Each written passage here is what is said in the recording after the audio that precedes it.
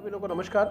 मैं doctor Himanshu Yadav, assistant professor department of political science, आज पुनः एक नए विषय के साथ आपके समक्ष उपस्थित हुआ हूँ। आज का जो मेरा विषय होगा वह विषय है कि राजनीति विज्ञान का नेचर क्या है, उसकी प्रकृति क्या है। वैसे तो जैसा नाम से स्पष्ट होता है कि राजनीति विज्ञान शब्द जुड़ा हुआ है, तो इसे विज्ञान के हम कितना करीब मानते हैं, इसे विज्ञान माने या ना माने, इसे कला माना जाए, तमाम सारे के विचार, तमाम सारे के मतभेद इसमें उत्पन्न होते हैं। इन मतभेदों को दूर करते हुए जो विचारकों के आए हैं, उन विचारकों से हम स्पष्ट करेंगे कि वास्तविक रूप में राजनीति विज्ञान का जो नेचर है उसे हम विज्ञान माने या हम उसे कला माने। तो इसी विषय पर आज मैं आपसे बात करूंगा। देखिए, कुछ चीज़ें मैं पहले स्पष्ट कर दूं कि सबसे पहला प्रश्न ये उठता कि अगर हम साइंस की बात करें कि इसे अगर हम साइंस मानते हैं तो साइंस होता क्या है। एक प्रश्न मन में उठता है कि विज्ञान है क्या चीज़। कक्षा 7-8 की किताबों में आप पढ़ते चले आ रहे हैं कि विज्ञान क्रमबद्ध सुसंगठित ज्ञान को ही आप क्या कहते हैं, विज्ञान कहते हैं। यही हम लोग पढ़ते चले आ रहे हैं। इसी परिभाषा को जब आप थोड़ा सा बढ़ते हैं, ऊपर स्नातक स्तर पर जाते हैं, तो इस परिभाषा का चीज़ें वही हैं, शब्द केवल बदल जाते हैं। जैसे प्रोफेसर हर्षा के बारे में आपने सुना होगा। प्रोफेसर हर्षा साहब जो हैं वे विज्ञान के बारे में जब बताते हैं तो वो कहते हैं कि यह क्या है, ये तथ्यों का एक सामान्य निर्धारण और उसके नियमों का एक अन्वेषण करना है और उस अन्वेषण के माध्यम से एक नए भविष्यवाणी को देना है। और अगर वो नए भविष्यवाणी को दे रहा है, उस भविष्यवाणी को स्पष्ट कर दे रहा है, अपने खोजों से स्पष्ट कर दे रहा है, और जो सामान्य तत्व जो निर्धारण करने के जो तत्व बताए थे, उन तत्वों के उन पैरामीटर्स पे अगर वो उन पैरामीटर्स पे अगर सेट हो रहा है, तो उससे जो फ्यूचर के लिए जो आप भविष्यवाणियां कर रहे हैं तब तो विज्ञान की श्रेणी में है। लेकिन अगर किसी एक भी पैरामीटर में सेट नहीं हो रहा है तो विज्ञान की श्रेणी में नहीं माना जाएगा। ऐसा प्रोफेसर हर्षा साहब कह रहे थे। वैज्ञानिकों का एक बहुत बड़ा समूह है, उस समूह में इसको विज्ञान माने या कला माने, तमाम तरह के लोग अपनी अपनी बातें कहते हैं। तो दो तरह के लोग आपके पास आएंगे। एक वो लोग होंगे जो राजनीति विज्ञान को विज्ञान मानने के पक्ष में तर्क देंगे, और दूसरे वो लोग होंगे जो राजनीति विज्ञान को विज्ञान नहीं मानने का अर्थात कला को मानने का क्या करेंगे, पक्ष देंगे। तो सबसे पहला सवाल जो आपका उत्पन्न होता है, खास करके जो लोग पॉलिटिकल साइंस में पीजीटी दे रहे होंगे या यूपी पब्लिक सर्विस कमीशन के कुछ एग्जाम दे रहे होंगे, वहां से असिस्टेंट प्रोफेसर का एग्जाम दे रहे होंगे, वहां से पहला सवाल उठता है कौन कौन से वैज्ञानिक इसे विज्ञान मानते हैं, राजनीति विज्ञान को, कौन से इसको विज्ञान नहीं मानते हैं। तो कौन कौन से ऐसे वैज्ञानिक हैं जो विज्ञान मानने के पक्ष में हैं, उनका नाम आप नोट कर लिए। एक तो बोधा हो गए, दूसरे आपके हॉब्स हो गए, तीसरे आपके मॉन्टेस्क्यू हो गए, चौथे आपके ब्राइस हो गए, लॉर्ड ब्राइस, चौथे आपके ब्लंडसली, पांचवें आपके जेलिनेक, छठवें आपके फाइनर, सातवें आपके लास्की, और फिर आप अरस्तु। तमाम सारे ऐसे राइटर सभी हैं। एक ऐसी श्रृंखला आपके पास है, उन श्रृंखलाओं के माध्यम से आप जान पाएंगे कि पॉलिटिकल साइंस को साइंस माना जाए। अब अगर अरस्तु की बात करते हैं, अरस्तु ने इसको क्या कहा है कि एक मास्टर साइंस के रूप में कहा है कि पॉलिटिकल साइंस इज एक मास्टर साइंस। एक बहुत बड़ी बात थी। लेकिन इसी के साथ साथ जो दूसरा धड़ा हमारे साथ चल रहा था, दूसरा धड़ा जो हमारे पास था वो क्या था कि पॉलिटिकल साइंस को हम साइंस नहीं मानते हैं, अर्थात इसको हम आर्ट की तरफ मानते हैं, या हम पॉलिटिकल साइंस से बिल्कुल साइंस से निगलेक्ट करते हैं। वो कौन से लोग थे? देखिए, वो जो लोग थे उसमें बल्क साहब थे, बल्क, अगस्त काम्टे, एमास, मेटलैंड, कैटलिन, मोस्का, बर्क और तमाम आदि विचारक और भी। इसमें एक चीज आप स्पष्ट करिए, अगर आप बहुत याद करने की कोशिश करेंगे तो मुझे नहीं लगता कि हमारा दिमाग जो है बहुत इसमें डिलीट करने का भी ऑप्शन रखना चाहिए, क्योंकि अगर आप सारी चीज़ों को भर लेंगे तो वह संभव नहीं कि सारी चीज़ें आप एक बार में प्रस्तुतिकरण आप कर पाए। तो इसमें सबसे ज़्यादा इंपॉर्टेंट हो जाता है कैसे चीज़ों को हम याद रखें। ध्यान रखिएगा, ये जो सारे लोग दिख रहे हैं आपको, ये सारे लोग रियलिस्टिक थ्योरी के यथार्थवाद पे विश्वास कर रहे हैं, और ये जो सारे लोग हैं ये क्या है, फिलोसफर हैं, ये दार्शनिक हैं। दार्शनिक का मतलब क्या है, आदर्श पे क्या करेंगे, आदर्शवाद पर ये आधारित होंगे, आदर्श का निर्धारण कर रहे होंगे, इसलिए ये आदर्शवादी होंगे, फिलोसफर। और जो यथार्थ पे बात करेंगे, जो विज्ञान के लिए लाएंगे, वो यथार्थ की बात करेंगे, जो आदर्श की बात करेंगे वो कला की बात करेंगे। क्लियर है? मुझे लगता है कि इतने से आपको जस्टिफाई करने का आपको मौका मिल जाएगा। लेकिन इसी में अगर आप देखेंगे, अब आगे जब हम बढ़ते हैं इसी क्रम में, देखिए पॉलिटिकल साइंस को हम पढ़ने से पहले अगर हम ये पहले देख ले, देखिए इसको पढ़ने के लिए आपके पास 3 तरीके होंगे। वह 3 तरीके कौन कौन से, ध्यान दीजिएगा। पहला तरीका कि पॉलिटिकल साइंस जो आपका है, एक मिनट, जो आपका पॉलिटिकल साइंस है, इस पॉलिटिकल साइंस को विज्ञान ना मानने वाले क्या तर्क देते हैं, विज्ञान ना मानने वाले कौन सा तर्क देते हैं, यह बहुत इंपॉर्टेंट हो जाता है कि इसको विज्ञान जो लोग नहीं मान रहे हैं, किन कारणों से विज्ञान नहीं मान रहे हैं। एक बहुत बड़ा प्रश्न है कि विज्ञान ना मानने वाले, और फिर विज्ञान मानने वाले, और फिर कला, 3 तरह की तर्क आपको देने हैं। इन तीनों तर्कों के माध्यम से क्या करेंगे, हम इसको जस्टिफाई करेंगे। तो आइए हम लोग पहले देखते हैं कि जो लोग विज्ञान नहीं मान रहे हैं वो किन कारणों से विज्ञान नहीं मान रहे हैं। अगर हम बात करेंगे अगस्त्य कामटे की, वैज्ञानिकता के विरुद्ध, वैज्ञानिकता के विरुद्ध कौन कौन से लोग तर्क दे रहे हैं, ध्यान दीजिएगा। अगर वैज्ञानिकता के विरुद्ध अगर आप जैसे बात करेंगे, 2 नाम बहुत बड़े नाम आते हैं। एक अगस्त्य कामटे का नाम आपने सुना होगा। अगस्त्य कामटे साहब का कहना है, उनका कहना कि कार्य और कारण का संबंध है, अगर दोनों में यथावत पाया जा रहा है, दोनों में कार्य और कारण का संबंध अगर पाया जा रहा है, तो वह एक्चुअली वही क्या कहते हैं, साइंस है। लेकिन पॉलिटिकल साइंस में कार्य और कारण का संबंध स्पष्ट रूप से नहीं क्लियर होता। जैसे देखिए आप, कामटे साहब कहते हैं कि जो आपका साइंस है, science equal to knowledge, knowledge equal to work, और रीजन के बीच वर्क कार्य, और रीजन मतलब कारण, कार्य और कारण के मध्य क्या होना चाहिए, एक यथोचित संबंध होना चाहिए। उनमें दोनों में अंतर नहीं दिखाई पड़ना चाहिए। अगर वो अंतर नहीं दिखाई पड़ेगा, इसका मतलब क्या है कि ये साइंस के बराबर है। लेकिन क्या आप इसे सिद्ध कर सकते हैं? क्या कार्य कारण का सिद्धांत को आप नकार सकते हैं? एग्जैक्टली कार्य कारण का सिद्धांत यहां पे नहीं दिखाई पड़ता। क्यों? क्योंकि ये जो राजनीति विज्ञान जो विषय है, ये दर्शन का विषय है, कभी कार्य और कारण के सिद्धांत पर ही कार्य नहीं करता। इसकी वजह से क्या कहते हैं कि बर्ग साहब ने कह दिया, कामटे साहब ने कह दिया कि इसमें दोनों में समानता नहीं पाई जाती, इसको हम विज्ञान के बहुत करीब नहीं रख सकते, या विज्ञान की ये पास नहीं है। तमाम सारे तर्क इस पे वो देते हैं। लेकिन इसी क्रम में जब आप आगे बढ़ेंगे, अब आप देखेंगे कि इसके कौन कौन से विचारों पे आप बात करेंगे। जैसे आप देखिए, पहला कि सर्वमान्य जो तथ्य होते हैं, जो यूनिवर्सल जो आपके पास फैक्ट्स होते हैं, वो इसमें इसकी कमी पाई जाती है, यह पॉलिटिकल साइंस में नहीं पाई जाती। जैसे 2 + 2 = 4। आप न्यूटन का लॉ जानते हैं, ग्रेविटिकल फोर्स आप जानते हैं। ये जो तीनों चीजों को आप देख रहे हैं, तमाम सारी और भी चीजें हैं। एटॉमिक एनर्जी का अगर आपको सूत्र मालूम है, उस एटॉमिक एनर्जी का सूत्र आपको पता है। पानी का H2O अगर आपको पता है, तो पानी कैसे बनता है ये भी आपको पता है। लेकिन क्या पॉलिटिकल साइंस को भी आप एग्जेक्टिव स्वीकार कर सकते हैं? नहीं कर सकते। क्या, क्यों नहीं कर सकते? उसके पीछे देखिए रीजन क्या है। यह तो तर्क आपके पास है, 2 + 2 + 2 = 4। यह आप अमेरिका में करें, इंग्लैंड में करें, जर्मनी में करें, इंडिया में करें, फाफाओ में करें, सभी जगहों पे बराबर आएगा। लेकिन अगर आप यहां पे एक सदन की, 2 सदन की अगर आप बात करेंगे, कुछ राइटर्स ऐसे होते हैं जो एक सदनीय व्यवस्था को अच्छे मानते हैं, कुछ लोग द्विसदनीय व्यवस्था को अच्छे मानते हैं, कुछ लोग संसदीय व्यवस्था को अच्छा मानते हैं। सबके पैरामीटर्स क्या है? अलग अलग है। अगर हिटलर था तो हिटलर जिस समय हिटलर अपनी भूमिका को निभा रहा था, उस समय हिटलर की भूमिका थी वहां पे। आप अगर गांधी की बात करते हैं, गांधी जिस समय सत्य और अहिंसा का पालन कर रहे थे, अपनी बातों को मनवा रहे थे, उस समय गांधी बिल्कुल सही थे।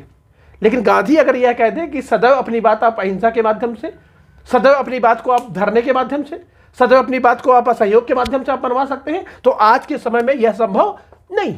आप भविष्यवाणी नहीं कर सकते कि गांधी ने जो बात उस समय कही थी वह बात वर्तमान समय में भी सही है। यह बिल्कुल उचित नहीं है। ठीक उसी तरह जैसे आप फ्रैंकलिन की बात करते हैं, फ्रैंकलिन महोदय है, सीले महोदय हैं, ये तमाम लोग थे, कहते हैं एक सदनी जो व्यवस्था है ये क्या है, ये एक सदनी व्यवस्था बहुत अच्छी है। लेकिन वहीं पे अगर आप सिजविक की बात करते हैं, सिजविक महोदय ने सीधे सीधे मना कर दिया, लॉक महोदय ने सीधे सीधे मना कर दिया कि नहीं, एक सदनी व्यवस्था क्या है, अच्छी नहीं है। एक सदनी व्यवस्था के क्या हो गए, विरोधी हो गए। दोनों पॉलिटिकल साइंस के हैं। ध्यान दीजिएगा, यहां फ्रैंकलिन भी पॉलिटिकल साइंस का है, सीले भी पॉलिटिकल साइंस का है, लास्की भी पॉलिटिकल साइंस के हैं। तीनों ने क्या किया, आपस में विभेद पा दिया। तीनों में कहीं ना कहीं आपस में विभेद पाया गया। सिजविक ब्लंटली एक दूसरे का विरोध कर रहे हैं। सुजविक इनके साथ है, ब्लंटसल इनके साथ है। ये कहीं ना कहीं जो दोनों में विरोधाभास पाया जा रहा है, ये क्यों? वो समय काल देश और परिस्थितियों के अनुसार ऐसी चीजें उत्पन्न हो रही हैं। तो पहली चीज ध्यान रखिएगा कि यहां पर यूनिवर्सल जो फैक्ट्स हैं वो यूनिवर्सल फैक्ट्स की अभाव पाया जाता है, अर्थात जो सर्वमान्य जो तथ्य होते हैं उन तथ्यों का यहाँ पे अभाव होने के कारण आप जस्टिफाई नहीं कर सकते और ये नहीं बता सकते कि political science is a science, आप नहीं कह सकते। लेकिन इसी में जब आप दूसरा देखेंगे, दूसरे पॉइंट पे अगर आप आएंगे कि कार्य कारण का, कार्य और कारण, कार्य कारण का निश्चित होना, अर्थात जो कार्य है जो कारण है वो दोनों चीजें स्पष्ट रूप से दिखाई पड़ेंगी। जैसे सूर्य ग्रहण को आपने देखा है, चंद्र ग्रहण को आप देख रहे हैं, आप एज इट इज तिथियों को बता सकते हैं कि सूर्य ग्रहण कब पड़ेगा, चंद्र ग्रहण कब पड़ेगा, कोई अगर कोई चीज पृथ्वी पर फेंकी जा रही है, इसकी स्पीड क्या होगी, सारी चीजें आपको बिल्कुल फैक्ट है। लेकिन आप जैसे आप पॉलिटिकल साइंस में आते हैं तो 1917 की जो क्रांति थी सोवियत, इस सोवियत क्रांति के पीछे क्या क्या कारण थे, क्या क्या लोगों के तर्क थे, आप स्पष्ट नहीं कर सकते। आप प्रथम विश्व युद्ध की बात करेंगे, क्या कारण थे, दूसरे कारण थे। द्वितीय विश्व युद्ध की बात करेंगे, अन्य कारण था। इसमें रूस और यूक्रेन के बीच में जो युद्ध चल रहे हैं, हर राष्ट्र का अपना अलग अलग तर्क है। कुछ लोग कहते हैं कि नहीं, रूस ने बिल्कुल सही कहा, कुछ लोग कहते हैं रूस ने बिल्कुल गलत कहा, कुछ लोग कहते हैं कि जो हो रहा अच्छा हो रहा, कुछ लोग कहते हैं हमसे उससे क्या फर्क पड़ता है, तो चलने दीजिए। तो क्या आप कार्य कारण के बीच का जो संबंध है वो क्या आप बेहतर तरह से निभा पा रहे हैं? नहीं निभा पा रहे। क्यों? क्योंकि इसके पीछे साइंस एज इट इज बता देगा कि सूर्य ग्रहण कब पड़ेगा, चंद्र ग्रहण कब पड़ेगा, सूर्यास्त कब होगा, सूर्योदय कब होगा, सारी चीजें क्या है, बिल्कुल फैक्चुअल है, फैक्ट है, आपके पास बिल्कुल क्लियर कट है। लेकिन रूस और यूक्रेन के पीछे लड़ाई का क्या कारण है? आपके हो सकता है विचार अलग हो, दूसरे व्यक्ति के विचार अलग हो सकते हैं। तीसरा पॉइंट अगर आप इसी में देखेंगे,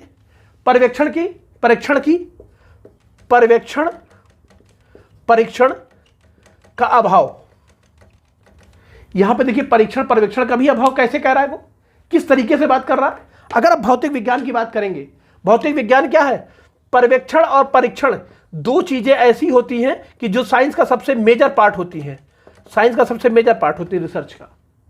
यहां पर आप एक लैब में बैठते हैं, इस लैब में बैठ के जिस पदार्थ का आप अध्ययन कर रहे होते हैं या निर्जीव पदार्थ होता है, लेकिन आप जहां पर अध्ययन कर रहे होते हैं, जिस प्रयोगशाला में आपका जो प्रयोगशाला है, यह पर्यवेक्षण निरीक्षण का जो प्रयोगशाला, ये 10 बाई 17 के कमरे में हो सकती है। हो सकता है कि 50 बाई 50 का कमरा हो। एक फिक्स मेजरमेंट होगा, एक फिक्स पैमाना होगा, परखनली होगी, बीकर होगा, फ्लास्क होगा, तमाम सारी चीजें होंगी। लेकिन जब आपके पास यहाँ की जो लैब है, यह लैब आपकी क्या है, यह लैब आपकी समाज है। इस समाज का कोई दायरा नहीं है। यह समाज कितना बड़ा होगा इसका दायरा नहीं है। यहाँ पे जो पदार्थ रखे हैं वो निर्जीव हैं, वो निरपेक्ष भाव से काम करेंगे। लेकिन यहां पर क्या कहते हैं, क्या आप समाज के में जो व्यक्ति रह रहा है वो क्या निरपेक्ष भाव से काम करेगा? बिल्कुल नहीं करेगा। तो लॉर्ड ब्राइस कहते थे भौतिक विज्ञान की ये प्रयोगशाला ये भौतिक विज्ञान में ही केवल संभव है, यह बाकी समाज के विज्ञान में संभव नहीं है। इसी से देखिए अगला जो कारण निकल के जो सामने आता है, इसी से जो अगला फैक्ट निकल के सामने आता है, वो फैक्ट आता है कि मानव स्वभाव क्या है, परिवर्तनशील है। देखिए कैसे, इसी में अगर आप चौथे हेडिंग की अगर आप बात करेंगे तो चौथा पॉइंट्स आपका होगा। चौथे पॉइंट्स की अगर आप बात करेंगे, इस बताया कि जो मानव का जो स्वभाव है क्या है, परिवर्तनशील है। जो ह्यूमन नेचर क्या है, ह्यूमन नेचर क्या है आपका, रिफ्लेक्टिव है, ये परिवर्तनशील है, परिवर्तनशील है। ह्यूमन नेचर परिवर्तनशील से क्या फर्क पड़ रहा है? देखिए ह्यूमन नेचर का परिवर्तनशील से फर्क ये पड़ रहा है, अगर आप यहां पर पदार्थ की बात कर रहे हैं, साइंस की बात में, साइंस में क्या होता है, पदार्थ होता है, मैटर होता है। ये जो पदार्थ है, इस पदार्थ को आप जर्मनी में ले जाइए, इंग्लैंड में ले जाइए, फ्रांस में ले जाइए, कहीं पर भी आप लेके जाएंगे, इस पदार्थ की वैल्यू हमेशा क्या रहेगी, सेम रहेगी। इस पदार्थ में कोई परिवर्तन नहीं होगा। लेकिन आप यहां से अगर आप देखेंगे, इलाहाबाद के मानव का परिवर्तनशील होगा, आप अगर लखनऊ के मानव को देखेंगे वो परिवर्तनशील होगा, दिल्ली के मानव को देखेंगे वो परिवर्तनशील होगा, आप मुंबई के मानव को देखेंगे वो परिवर्तनशील होगा, अमेरिका को देखेंगे वो परिवर्तनशील होगा। लेकिन अगर आप यहां पर नमक को खा रहे हैं, इस नमक को आप जर्मनी में खाइए, इंग्लैंड में खाइए, फाफाऊ में खाइए, इलाहाबाद में खाइए, दिल्ली खाइए, लखनऊ खाइए, कहीं भी खाएंगे वो नमक के नमकीन ही लगेगा। लेकिन पॉलिटिकल साइंस के अंतर्गत जिस मानव के हम अध्ययन कर रहे हैं, यह मानव हमेशा एक ही जगह पर एक ही परिस्थिति के अनुसार रहेगा, यह संभव नहीं है। इसलिए हम पॉलिटिकल साइंस को हम साइंस नहीं कह सकते। अचूक माप की कमी, क्यों ऐसा हो रहा है? देखिए इसी से पॉइंट जुड़ा हुआ है। ह्यूमन नेचर क्या है, परिवर्तनशील है। इसी 5वां पॉइंट अगर आप देखेंगे, अचूक माप की कमी, माप की कमी अर्थात जो मेजरमेंट करना है, उस मेजरमेंट में साइंस में जो मेजरमेंट आप करते हैं, पॉइंट 2 एग्जैक्टली सही है बिल्कुल, पॉइंट 3 अब बिल्कुल सही है। आप न्यूटन के जो लॉ हैं, उन लॉ की बात अगर आप करते हैं, उस लॉ में कोई परिवर्तन नहीं किया सकता। ग्रेविटिकल फोर्स अगर आप देख रहे हैं, कोई परिवर्तन नहीं किया जा सकता। E बराबर mc², कोई परिवर्तन नहीं हो सकता। C6H2SO4, कोई परिवर्तन नहीं कर सकते आप। लेकिन अब आप अगर मानव की बात करेंगे, ह्यूमन की बात करेंगे, ह्यूमन आपके पास क्रोध में भी है, दया में भी है, भाव में भी है, आवेश में भी है, तमाम तरह की क्या है, परिस्थितियां अलग अलग है।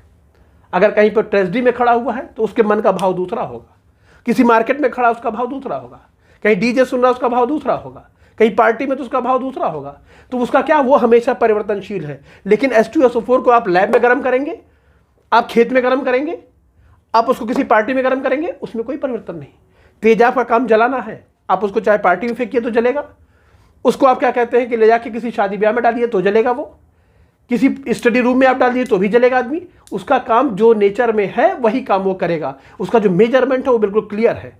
लेकिन ह्यूमन का बात कर लीजिए, उसी तेजाब को अगर आदमी को फेंकना होगा तो आदमी में क्या होगा, परिवर्तन हो जाएगा। वह फेंकना है कि नहीं फेंकना है, फेंकेगा कि नहीं फेंकेगा, उस व्यक्ति का आप अध्ययन करें, कितना कठिन है। तो आप ये नहीं कह सकते उस व्यक्ति के माध्यम से बिल्कुल एग्जैक्टली वही चीज निकल के आएगी, यह संभव ही नहीं है।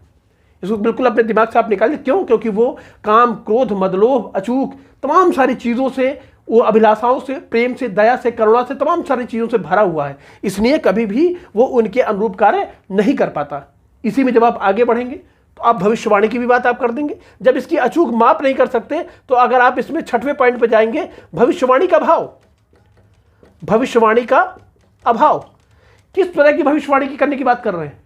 भविष्यवाणी करने की बात कर रहे हैं इसी चीज की, जिस चीज को अभी आप नमक को खा रहे थे और आप कह रहे थे कि भविष्यवाणी का अभाव। एक मिनट, वाणी का अभाव, इस जो भविष्यवाणी की आप बात कर रहे थे, इसी भविष्यवाणी के बारे में बता रहा है कि आपने चंद्र ग्रहण के बारे में तो बता दिया, सूर्य ग्रहण के तो बारे में आपने बता दिया, तेजाब के फैक्ट्स तो आपने बता दिए, लेकिन क्या चुनाव अभी हुआ है? इस चुनाव में लोग कह रहे थे अखिलेश यादव जीतेंगे, लेकिन जीत कौन गए? योगी जीत गए। अब इसी चुनाव के बारे में अगर आप कहेंगे, रूस और यूक्रेन के बारे में युद्ध हो रहा है, लोग कहते थे आपस में भाई भाई थे, कोई दिक्कत नहीं। आज लेकिन क्या है, आज परिस्थितियां बिल्कुल बदल गई। हम इसी चीज को भारत पाकिस्तान के बीच में देखते हैं। हमारे बीच में जब बंटवारा हुआ था 1947 में, पाकिस्तान अलग हुआ, हम अलग हुए, लेकिन आज दोनों के बीच में क्या टकराहट। लेकिन क्या टकराहट को देख के अलग किया गया था? अलग करने के पीछे कारण था कि हम दोनों के बीच में शांति रहेगी, मुल्कों में शांति रहेगी। लोग कहते हैं हिंदू मुसलमान आपस में क्या कहते हैं, कट्टरपंथी होते हैं। लेकिन इस क्लास में तमाम सारे लोग मेरे वीडियो देख रहे होंगे, वो लोग क्या नाम, हिंदू मुस्लिम सारे लोग हैं। तो हम कैसे कह सकते हैं कि लोगों को, ये मैं हिंदू होकर पढ़ा रहा हूं तो लोगों को पसंद आएगा या नहीं आएगा? क्योंकि आप ह्यूमन की बात कर रहे हैं। इसलिए पॉलिटिकल साइंस को देखेंगे तो पॉलिटिकल साइंस को एज इट इज साइंस कह दिया जाए तो यह संभव नहीं है। आज लोगों में विरोध हो सकता है, चुनाव के परिणाम बदल सकते हैं। आप वोटिंग दे के आते हैं, मतदान का जो व्यवहार होता है, वोटिंग बिहेवियर जो होता है, आप ह्यूमन के वोटिंग बिहेवियर को नहीं समझ सकते। वो क्या दे के आ रहा है, क्या उसका परिणाम होगा। यह नहीं कि 5 साल के बाद जब इलेक्शन होगा तो दूसरी ही बीजेपी जीतेगी, उस साल के बाद सपा जीतेगी, उसके बाद कांग्रेस जीतेगी, ऐसा बिल्कुल नहीं है। यह बिल्कुल संभव नहीं है। कभी भी कोई भी परिवर्तन आ सकता है, इसलिए इसमें आप भविष्यवाणी नहीं कर सकते। व्यवस्था सदैव एक जैसी होगी, एक सदनी व्यवस्था हमेशा आपके लिए अच्छी है, ऐसा संभव नहीं है। लोकतांत्रिक व्यवस्था सबके लिए सही होगी, ऐसा संभव नहीं है। हो सकता है कि वहां की व्यवस्था, वहां की परिस्थितियों के अनुसार वहां की व्यवस्थाएं बदलती रहें। परिभाषा की अगर आप बात करेंगे, 1-2 पॉइंट्स और हैं जो किताबों में आपके दिए गए हैं, तो इसलिए मुझे बताना आवश्यक हो जाता है। बट बहुत जो बेसिक और मेजर जो पॉइंट्स थे वो मैंने आपके बारे में आपसे डिस्कस कर दिया है। अगर आप परिभाषा के बारे में बात करेंगे, परिभाषा और शब्दावली को अगर आप देखेंगे तो यहाँ पर जो परिभाषाएं इनकी देखने को मिलती हैं या शब्दावलियाँ जो देखने को मिलती हैं, परिभाषा के आधार पर अगर आप देखेंगे तो तमाम तरह के लोग अलग अलग परिभाषा देते हैं। कुछ लोग राज्य के बारे में दे रहे हैं, कुछ लोग सरकार के बारे में दे रहे हैं, कुछ राज्य सरकार के बारे में दे रहे हैं, कुछ संस्थाओं के बारे में दे रहे हैं, कुछ लोग मास्टर साइंस कर रहे हैं, कुछ लोग आर्ट्स कर रहे हैं। तो इतना विभेद है। इस राजनीति विज्ञान को विज्ञान कहा जाए कि राजनीति शास्त्र कहा जाए कि राजनीति दर्शन कहा जाए, जब इतना सारा कॉम्प्लिकेटेड है तो क्या इसे आप संभव कर पाएंगे? इसे आप अमोनिया को अमोनिया ही कहा जाएगा। उसके सूत्र के अनुसार विज्ञान का बिल्कुल फैक्ट है। कितने मिलीमीटर आपके यहाँ बारिश हो रही है बिल्कुल क्लियर है कि अगर 10 सेंटीमीटर मिलीमीटर की बारिश हो रही है, बिल्कुल फैक्ट है। लेकिन आप यहाँ पे अगर जब आप आएंगे, हम पॉलिटिकल साइंस को फिलॉसफी भी कहने के लिए तैयार है, पॉलिटिकल साइंस को हम राजनीति शास्त्र भी कहने के लिए तैयार है, इसको इतिहास के साथ भी जोड़ के देख रहे हैं। तमाम सारे विषयों में क्या है, कोलैप्स हो रहा है, उन सारे विषयों के साथ एक दूसरे के साथ जुड़ रहे हैं। इसलिए स्पष्ट रूप से क्या कहा जाए यह स्पष्ट नहीं हो पा रहा। इसी के साथ हम देखेंगे कि अब राजनीति विज्ञान को विज्ञान कैसे माना जाए, विज्ञान मानने के पक्ष में क्या तर्क है, और यह दिमाग में बैठा लीजिए। तो विज्ञान वही मानेंगे जो पक्ष मैंने अभी आपको बताए हैं। उन्हीं पक्षों के आधार पे हम कुछ तो विज्ञान मान सकते हैं, कुछ तत्व तक तो विज्ञान मान सकते हैं। उन्हीं विज्ञान के तर्कों को, उन्हीं विज्ञान के सिद्धांतों को हम इस लेक्चर में इसी में आगे क्रम से फिर से देखते हैं।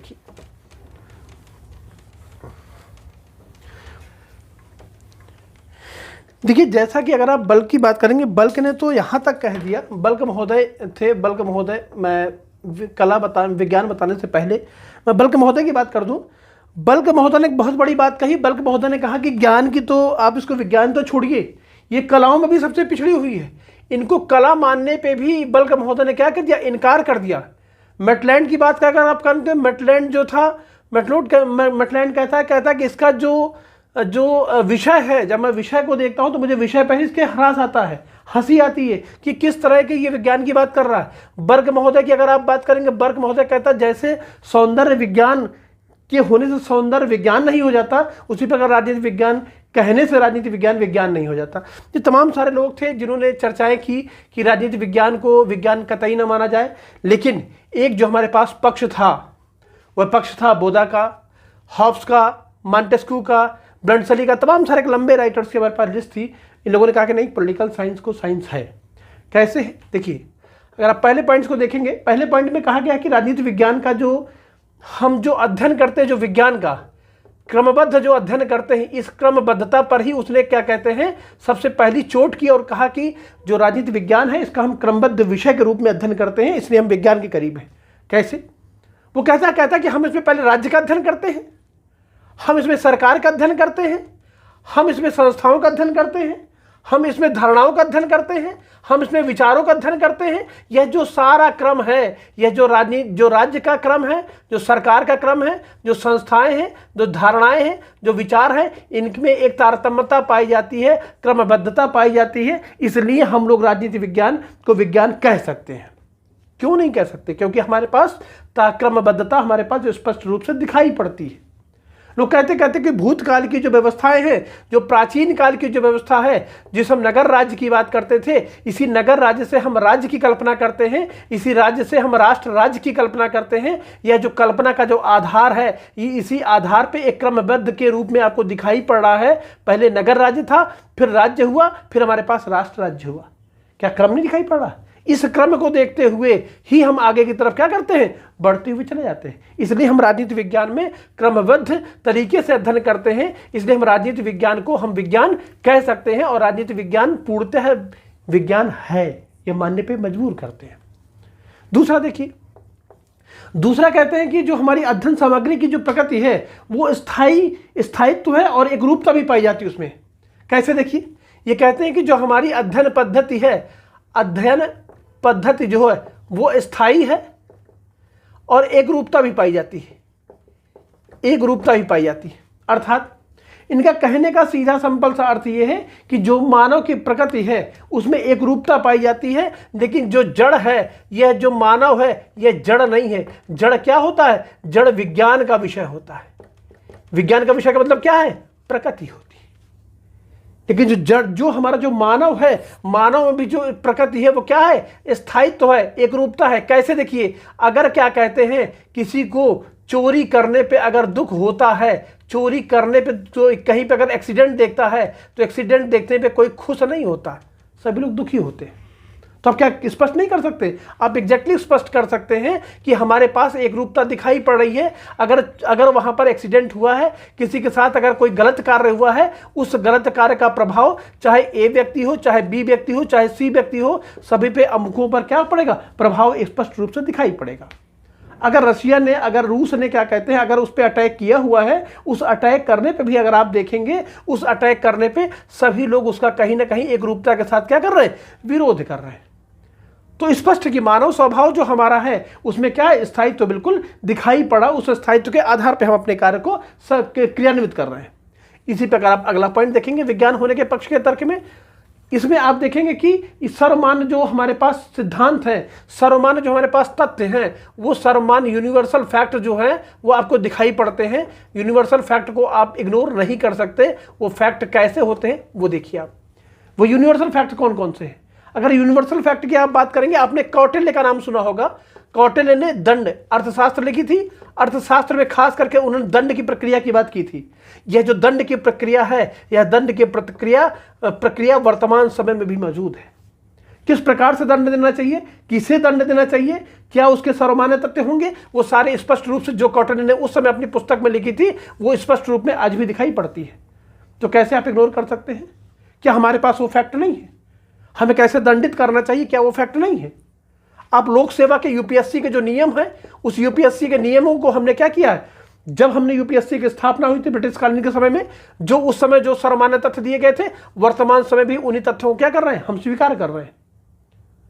आप न्यायपालिका की बात करते हैं, न्यायपालिका की सर्वोच्चता की बात करते हैं। क्या न्यायपालिका की सर्वोच्चता आज वर्तमान समय में नहीं है? सर्वोच्चता और निष्पक्षता दोनों की बात आप करते हैं जो वर्तमान समय में आपको दिखाई पड़ती है।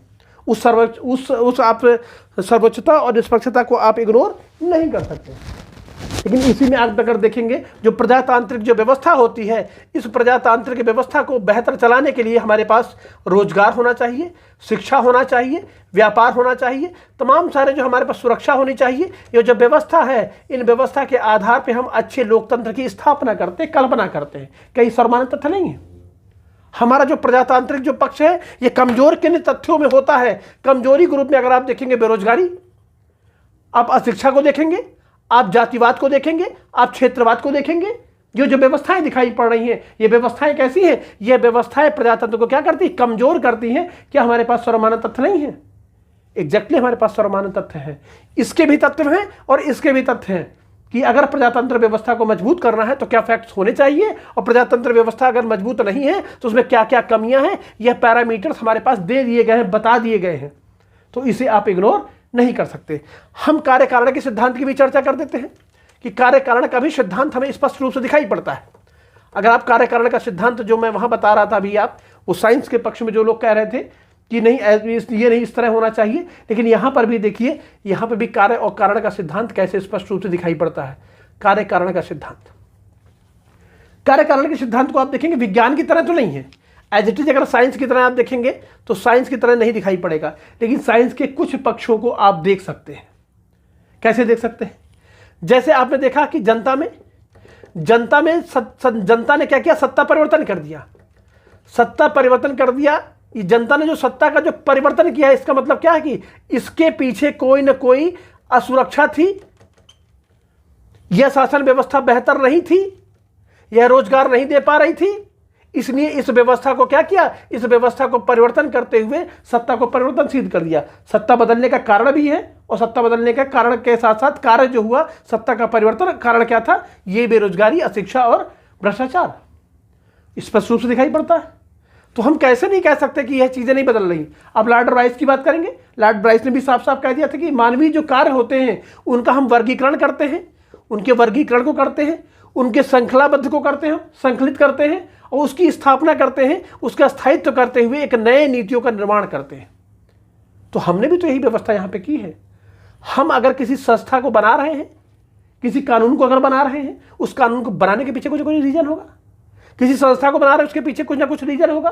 तो उन रीजन के आधार पर तो हम सारे काम कर रहे हैं। अगर यूनो बना तो उसके पीछे कोई ना कोई कारण था। तो ये सारे जो आर्गुमेंट्स हैं, सत्ता में जो परिवर्तन हो रहा उसके पीछे कुछ ना कुछ कारण है, और कारण है जो कार्य हुआ सत्ता परिवर्तन का, उसके पीछे एक निश्चित कारण है। तो इसलिए हम इसको विज्ञान के बहुत करीब ला सकते हैं। वह बिल्कुल एज इट इज विज्ञान तो नहीं हो सकता, लेकिन विज्ञान के परिप्रेक्ष्य में हम इसको नकार भी नहीं सकते। लोग कहते हैं कि पर्यवेक्षण, परीक्षण और पर्यवेक्षण, यह दोनों भी हमारे पास पाई जाती है। यह दोनों भी विज्ञान के बहुत अच्छे एक पैरामीटर्स होते हैं, और यह हमारे यहाँ भी व्यवस्था पाई जाती है। कैसे पाई जाती है? आप लोकतांत्रिक व्यवस्था देख रहे हैं, आप पंचायती राज की व्यवस्था देख रहे हैं, आप मनरेगा देख रहे हैं, नरेगा देख रहे हैं, तमाम सारे आप जो पैरामीटर्स को आप देख रहे हैं, इन पैरामीटर्स में आप बहुत अच्छी तरीके से देख सकते हैं कि यह जो लोकतांत्रिक व्यवस्था थी इसका हम परीक्षण करते हैं, पर्यवेक्षण करते हैं, उसके बाद हम ऑब्जर्व करते हैं व्यवस्था अच्छी है, सही है या नहीं है। पंचायती राज व्यवस्था जब से हमारी प्रारंभ हुई, राजस्थान ने अगर पहली बार स्टार्ट की, उस राजस्थान के बाद दूसरे राज्यों ने भी उसको अपना लिया। इसका मतलब क्या है, यह व्यवस्था अच्छी है। हमने उसका पहले परीक्षण किया, पर्यवेक्षण किया, परीक्षण किया, उसके बाद हमने उसको अडॉप्ट कर लिया। यही तो हम विज्ञान में भी कर रहे होते हैं। एज इट इज विज्ञान नहीं, लेकिन विज्ञान के हम करीब है कि नहीं है। इसी में अगर आप देखेंगे, मॉन्टेस्क्यू की एक किताब है spirit of laws, spirit of laws, इसमें साफ साफ उसमें स्पष्ट लिख दिया। लॉर्ड ब्राइस की भी एक किताब है, लॉर्ड ब्राइस की किताब है मॉडर्न डेमोक्रेसी, हाँ लिख लीजिए इसको, लॉर्ड ब्राइस की किताब है मॉडर्न डेमोक्रेसी। इन दोनों किताबों में साफ साफ उसने लिख दिया है कि विज्ञान होने के पक्ष में कौन कौन से तर्क हमारे पास है, विज्ञान होने के लिए हमारे पास कौन कौन से तर्क हैं। गार्नर महोदय कहते हैं कि हमारे पास लैब तो वैसी नहीं है, लेकिन हमारी भी लैब है। वो लैब हमारी समाज है। आपका लैब 10 बाई 12 के कमरे में हो सकता है, लेकिन हमारा जो लैब है वो पूरा समाज होता है। उस समाज में हम क्या करते हैं, उन कानूनों का निर्माण करते हैं, हम संस्थाओं का निर्माण करते हैं, हम उनकी स्थापना करते हैं, और उनकी स्थापना करने के बाद उनका प्रयोग हम कहाँ करते हैं, अपने समाज में करते हैं, एक लेबोरेटरी में बैठ के करते हैं। उस लेबोरेटरी में बैठ करके हम परीक्षण निरीक्षण करते हैं, उसके बाद किसी ऑब्जर्वेशन पे पहुंचते हैं, ऑब्जर्वेशन के बाद हम किसी भविष्यवाणी पे पहुंचते हैं। तो हम कैसे अपने आप को विज्ञान मानने से नकार दें। हम ये कह सकते हैं हम उस रूप में शुद्ध नहीं हो सकते, लेकिन कहीं ना कहीं अगर आप कहते हैं कि हमारे पास लैब होनी चाहिए, तो लैब हमारी भी है, हमारा भी पैरामीटर्स वही है इसको देखने के, हमारे भी पैरामीटर्स वही चेक करने के हैं। तो कैसे आप इसे नकार सकते हैं। तो आप इसे बिल्कुल भी इसको आप नकार नहीं सकते। भविष्यवाणी की अगर आप बात करेंगे, भविष्यवाणी भी आप करते हैं। भविष्यवाणी आप इस आधार पे करते हैं कि अगर संसदीय लोकतंत्र व्यवस्था अगर आपके पास चल रही है, उस व्यवस्था के माध्यम से आप भविष्यवाणी की अगर आप बात करते हैं, भविष्यवाणी आप कह सकते हैं कि यह जो व्यवस्था चल रही है, इस व्यवस्था के आधार पर संसदीय जो शासन प्रणाली है वो कैसे बेहतर होगी। अरस्तु ने 158 संविधानों का अध्ययन किया, उसके पश्चात उन्होंने बताया कि कौन सी व्यवस्था किसके लिए बेहतर होगी, किस शासन व्यवस्था के लिए कौन सी व्यवस्था बेहतर होगी। क्या उसने इतने साल पहले 18वीं शताब्दी 18वीं 19वीं शताब्दी में जो उसने परिभाषाएं जो दी थी, उसने जो वर्गीकरण किया था, वो आज भी सर्वमान्य है, वो आज भी उसको स्वीकार किया जाता है। उस स्वीकार को जिसे हम स्वीकार कर रहे हैं, जो भविष्यवाणी उसने आज से 200 साल पहले की थी, क्या वो गलत सिद्ध हो गई? वो आज भी वर्तमान समय में सिद्ध है। तो हम राजनीति विज्ञान को विज्ञान मानने के हम बहुत करीब हैं, और राजनीति विज्ञान को हमें विज्ञान मानना चाहिए। लेकिन एक प्रश्न मन में उठता है, एक बड़ा विरोध सा दिख रहा है कि कुछ लोग राजनीति विज्ञान को विज्ञान मान रहे हैं, कुछ लोग राजनीति विज्ञान को विज्ञान नहीं मान रहे हैं। तो राजनीति विज्ञान को एक्चुअली माना क्या जाए?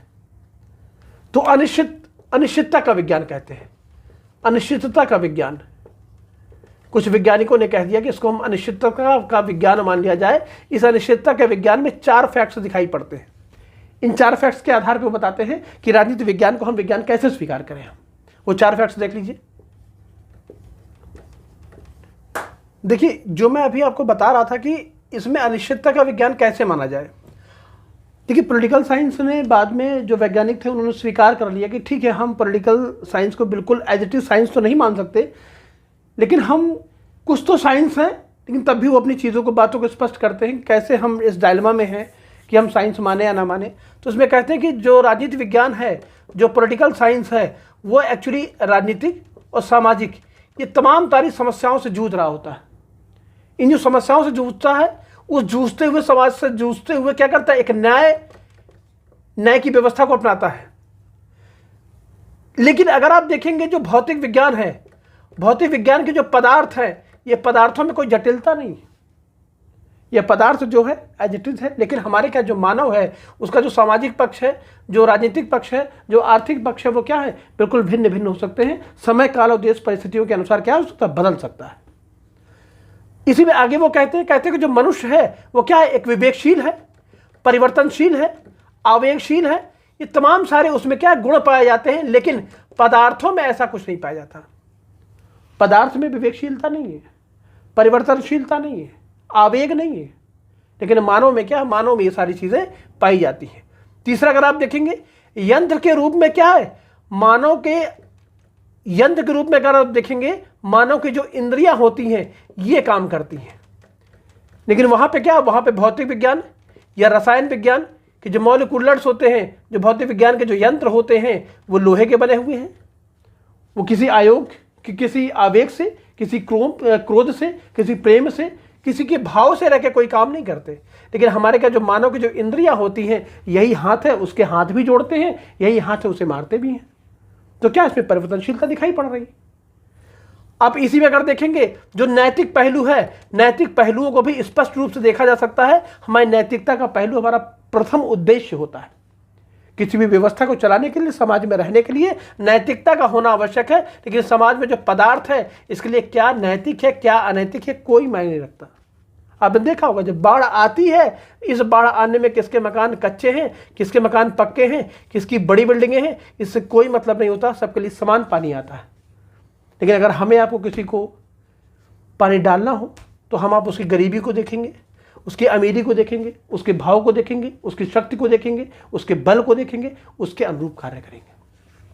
तो हम कह सकते हैं कि राजनीति विज्ञान जो है, राजनीति विज्ञान एक अनिश्चितता का विज्ञान जरूर है, लेकिन यह राजनीति विज्ञान उस विज्ञान से कहीं कमजोर नहीं है। हम उस विज्ञान की श्रृंखला में, उस विज्ञान की श्रेणी में, उस विज्ञान के जो पैरामीटर्स हैं उनमें कहीं ना कहीं हम भी उस पर सेट होते हैं।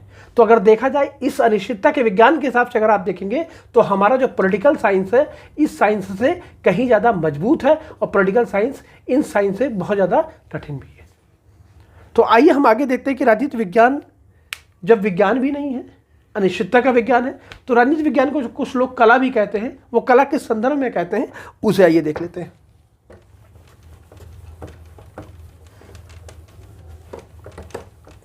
विचारकों के मन में जो प्रश्न उठा है कि इसको हम साइंस माने या आर्ट माने, यह विचार एक्चुअली ये बहुत ही दुर्भाग्यपूर्ण है।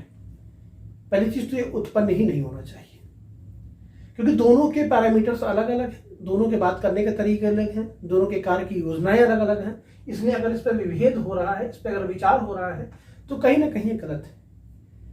लेकिन जैसे विलियम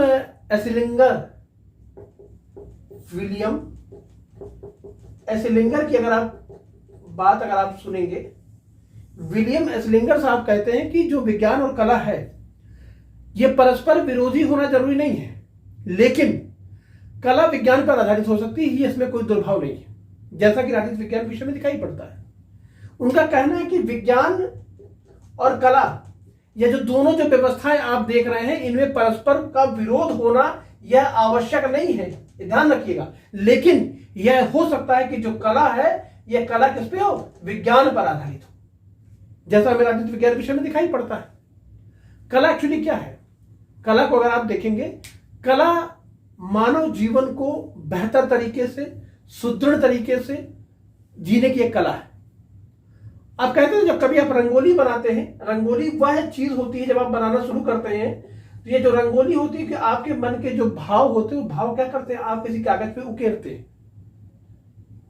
उसी जो मन के भाव है उसको प्रशासनिक व्यवस्था के रूप में आप चलाने की कोशिश करते हैं। उसी भाव को आप समाज में एक दूसरे व्यक्ति के साथ आप निभाने की कोशिश करते हैं। तो अगर आप कला को जब आप देखेंगे, आप किसी व्यवस्था को अगर आप देखेंगे तो वह वसुधैव कुटुंबकम के भाव से दिखाई पड़ती है, सत्य शिव सुंदर के भाव से दिखाई पड़ती है, और यह बताती है कि जो व्यवस्था है यह व्यवस्था समाज के लिए बेहतर है। क्योंकि जो प्रशासन करना, शासन करना, समाज वो क्या है, वो एक सुंदरता, एक सजीवता, एक सहजता प्रदान करने की एक प्रमुख संस्था, एक माध्यम है। उसी माध्यम के अनुरूप अगर आप देखेंगे तो पॉलिटिकल साइंस को हमें एक कला के रूप में मानना चाहिए। आप कैटलिन महोदय की अगर आप बात करेंगे तो उन्होंने कला, विज्ञान और दर्शन तीनों को एक साथ जोड़ दिया। मैंने आपको बताया था कैटलिन महोदय और लॉसवेल साहब दोनों बहुत अच्छे मित्र थे। जैसे लॉसवेल साहब को मालूम पड़ा कि कैटलिन साहब ने बताया है कि कला, विज्ञान और दर्शन एक है, उन्होंने तुरंत कह दिया कि नहीं, कला, विज्ञान और दर्शन क्या है, ये तीनों एक संगम है।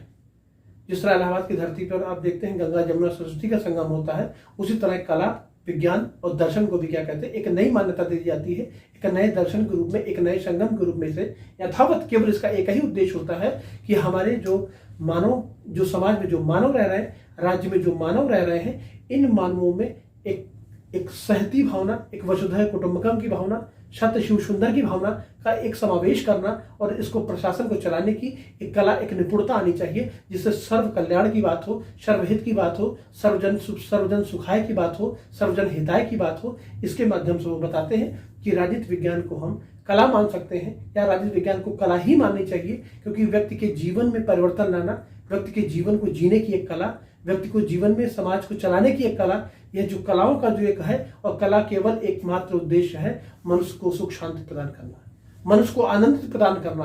और ये आनंद को अगर वो प्रदान कर रहा है तो वह कला नहीं, वह विज्ञान नहीं, बल्कि कला है, क्योंकि विज्ञान आपको शांति और सहृदयता आपको प्रदान नहीं कर सकता है। तो इसी के साथ जो आज का मेरा विषय था कि राजनीति विज्ञान विज्ञान है या कला है या अनिश्चितता का विज्ञान माना जाए, ये सभी पैरामीटर्स उस पर खरे उतरते हैं। लेकिन मुझे लगता है कि राजनीति विज्ञान को जो अनिश्चितता की मैंने जो बात की है, अनिश्चितता का विज्ञान जो मैंने कहा है, वो ज़्यादा बेहतर है। और कला उसके साथ जो विलियम एसिंगटन साहब का जो एक स्टेटमेंट था कि विज्ञान और कला का जो परस्पर विरोध होना तो जरूरी नहीं है, लेकिन कला और विज्ञान पर आधारित होती है, उसे कहीं ना कहीं राजनीति विज्ञान उससे संबंध रखता है, राजनीति विज्ञान उसके करीब है। तो इसी के साथ आपके विचारों के साथ मैं आपसे विदा लेता हूं। पुनः एक नए विषय के साथ आपके साथ उपस्थित होगा। सभी लोगों को नमस्कार।